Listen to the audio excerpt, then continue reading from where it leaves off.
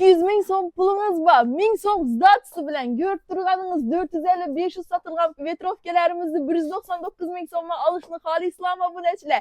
Urganch Raycenter bozoridagi 274-magazin mega aksiyalarini boshlab berdi. Bahorgi aksiyalarimizda zo'r yangiliklar kelgan obunachilar. Vetrovkalarimizni har xil turlaridan Turetskiy deysizmi, Pekin deysizmi, eng original bo'lgan zamush, jinsi vetrovkalarimiz.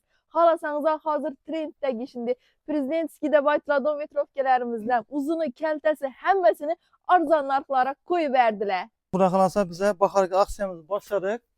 Vetrovkalarimizni ishida telefon 350-400 ming so'mdan deb aytilganlarimizni 200 ming so'm emas 199 ming so'mdan qo'ydik. Hurmatli obunachilar, qatorini ko'rib olaverasiz. Har xil modellardan, har xil materiallardan bor, razmerlari, svetlari hammasidan pashshalab yotdi. 199 ming so'mdan yine tideler yaptı. Razmerlerimiz ko'p. Modellari, svetlari, vidlari ko'p. 350-400 ming so'mdan satılganlarımız 240 ming so'mdan koyduk. Yine tellab görüp olaveradilar hammasini. Yine bir yandan gösterip qo'ying. Hammasini razmerlari bor. Velikan ismi, A5 ismi, hammasini razmeri bor, svetlari bor. DPD'lerimiz ham 300 ming so'mliklarimizni 189 ming so'mdan koyduk. Yine bir xato gösterdim. Hammasini razmerlari bor. Svetlari bor, modellari bor.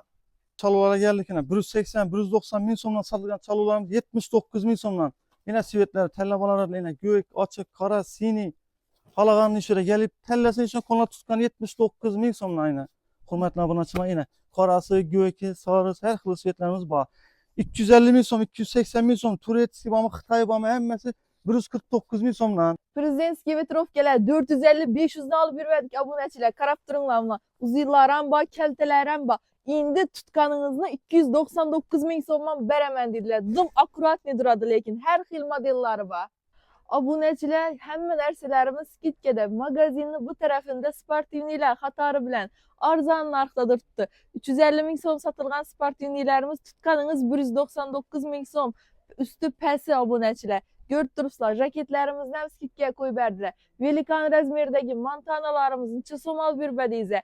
Magazinda hammasi 240 ming so'm skidga tushdi endi obunachilar.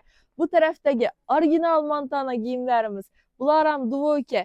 Bularning narxini 750 sotilgan vaqtida Turetskiylarni 350 ming so'mga qo'yib berdilar. Hajagalarimiz umraga ketjak vaqtlarida shunday kiyimlar qaraydilar. Üstü pasi duvoyka bular obunachilar. 62 razmeracha hammasidan topiladi. 180 ming so'm sotilgan, hozir hammasi skidkada 130 ming so'mga tushdi. Azizlarimiz obunachilar, Urganch Raycenter bozorimizning 7-qatori giraverasizlar oxirida Uglovoyda joylashgan 274-Marinelli magazini bo'ladi. Bu yangilikni albatta yaqinlaringizga yuborib qo'ying. Barchangizga aksiya kunlarimizda kutib qolamiz.